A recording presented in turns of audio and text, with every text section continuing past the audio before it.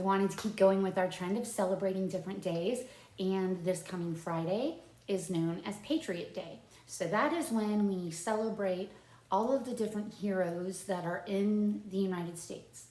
Next week is also Constitution Day, and that is when we celebrate when our Constitution was written and adopted a long time ago, like the 1700s. That's a long time. I can't do that kind of math. I thought I would read today America, a Patriotic Primer. And it was written by Lynn Cheney, and her husband was Vice President of the United States. I hope that you enjoy. I tried to put up some America stuff. I even put Uncle Sam, I'll get up close, in my hair, right? I was trying to get all in the theme and have costumes and sets. It's not as much fun when we're together at school and we can get out all the hats and the costumes and the coats, all the fun stuff. But someday soon, we will get to do that again. But until then, we'll try to have fun this way, okay? So you can see in the first couple pages here, that's a lot of really cool stuff, right? And it says, A is for America, the land that we love. B is for the birthday of this nation of ours. On America's birthday, there ought to be pomp and parade. John Adams, our second president, wrote to his wife Abigail, and illuminations from one end of this continent to the other, from this time forward, forevermore. So I think way back then, our second president, John Adams, was basically saying we should have fireworks. And when is one of the times that we have fireworks? The 4th of July, which is our nation's birthday. Okay, so when we get back to school, I'll have this and you can look at it because I know some of you really like the pictures. C is for the Constitution that binds us together. The Constitution has been the framework for our government for more than 200 years. E is for the Declaration that proclaimed that we were free. The Declaration of Independence, adopted on July 4th, America's birthday, when we have fireworks, in Philadelphia, Pennsylvania, declared us to be a free and independent nation. So that's when we said, you know what, King George, we don't want to be part of your country anymore. We're going to be our own. And we made the Declaration of Independence. John Hancock was the first to sign the Declaration. He wrote his name large because some say he wanted to be sure that the King of England could read it without his spectacles. Spectacles are another word for glasses. If I take my spectacles off, I can't read the book because I'm old. Here's another one. And this one has very cool pictures because we see all different kinds of people in the crowd. Look, that's pretty cool. E is for equality. The Declaration of Independence established the principle that all are created equal and have God-given rights to live, to be free, and to pursue happiness. Over the years, more and more of us have been able to enjoy these rights equally. F is for freedom and the flag that we fly. Okay, I pledge allegiance to the flag of the United States of America and to the republic for which it stands, one nation, under God, indivisible, with liberty and justice for all. Normally I would stand up. I didn't because I'm not a very good camera person. G is for God in whom we trust. Freedom to worship as they chose brought people to America. Freedom to worship as we choose sustains our country today. So we have it written in the Constitution that we just talked about that you have the freedom of religion to study whatever you would like. Now here is what we were talking about earlier. Heroes. Look at all of the different people that they have on that page, on both pages. Okay. H is for heroes and I for ideals. Heroes remind us of our nation's ideals and how important it is to live up to them. So it has the military, it has the pioneers, it has the firefighters, it has teachers. Well, that's nice. That's a very nice way to say. Doctors and nurses, astronauts, that's pretty cool. Okay. Now we have another whole bunch of pictures again. There we go for J and K. J is for Jefferson. In 1776, Thomas Jefferson wrote the Declaration of Independence. He was the first Secretary of State, the second Vice President, and our third President. So that's pretty cool, right? K is for King. Dr. Martin Luther King Jr. fought for justice with prayers, peaceful marches, and some of the most powerful words our nation has ever heard. August 28, 1963, Dr. King gave a speech after the March on Washington, and it said, "I have a dream that my 4 children will one day live in a nation where they will not be judged by the color of their skin, but by the content of their character." So that is one of the most important speeches in American history. And we celebrate Dr. King's birthday in January. So we'll have to remember that in January. Okay, now we have more people. We have L for Lincoln and M for Madison. Okay. L is for Lincoln. Abraham Lincoln, our 16th president, guided our nation during the Civil War. He was determined that we would continue to be a single nation. M is for Madison. James Madison, our 4th president, was so important when our nation was getting started that he is called the father of the Constitution. He was primarily responsible for the Bill of Rights. Okay, right now, if you heard that in the background, that was like expressing his freedom of speech. And O.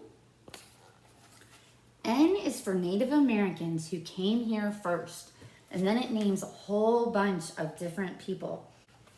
O is for the oath new Americans take.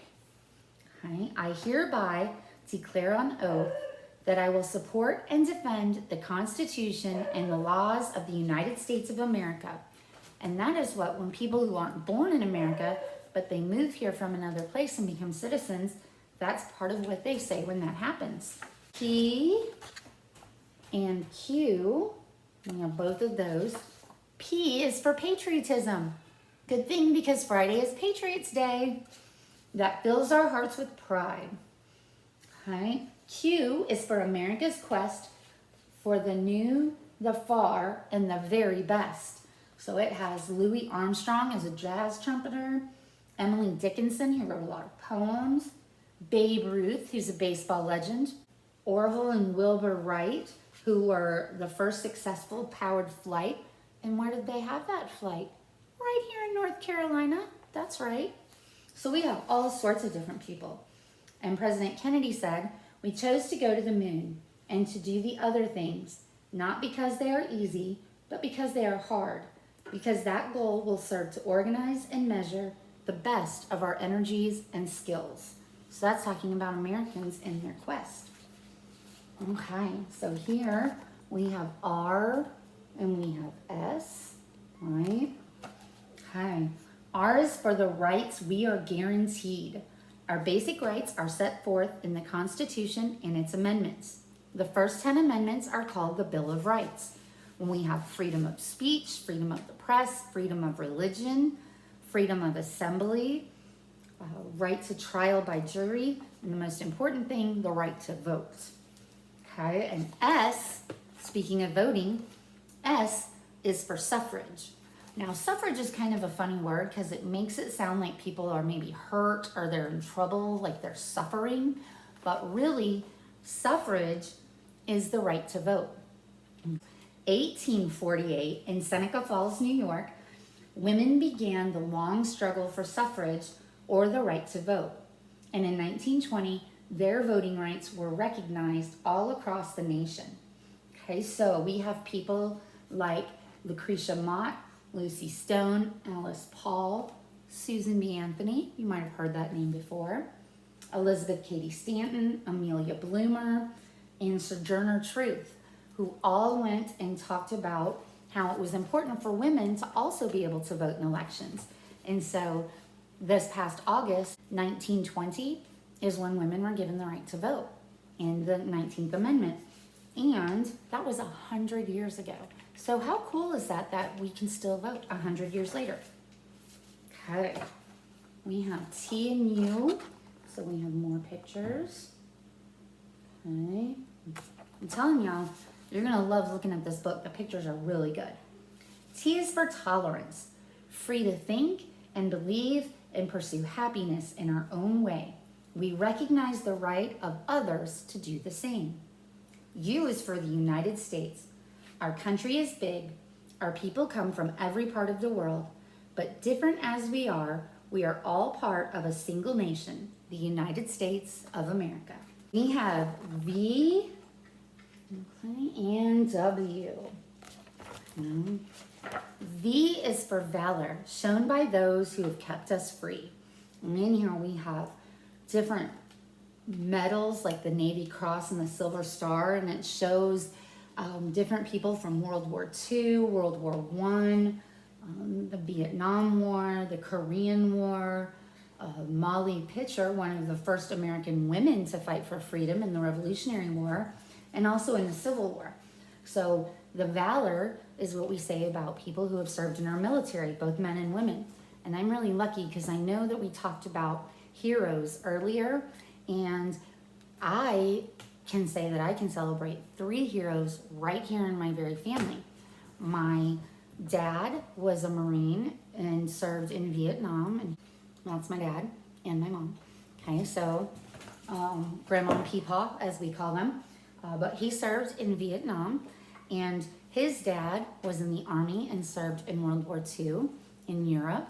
And then my mom's dad, my other grandpa, he was a career Marine. So he was a Marine for over 30 years. And he served in World War II in the South Pacific, served in the Korean War, and he served in 3 tours of Vietnam. So we talked about some of these medals right here. And you can't really see it because the glare is kind of bad. But if we look back here, that's a Purple Heart. And that, you can't really see the picture of my grandpa because of the glare, but that's him.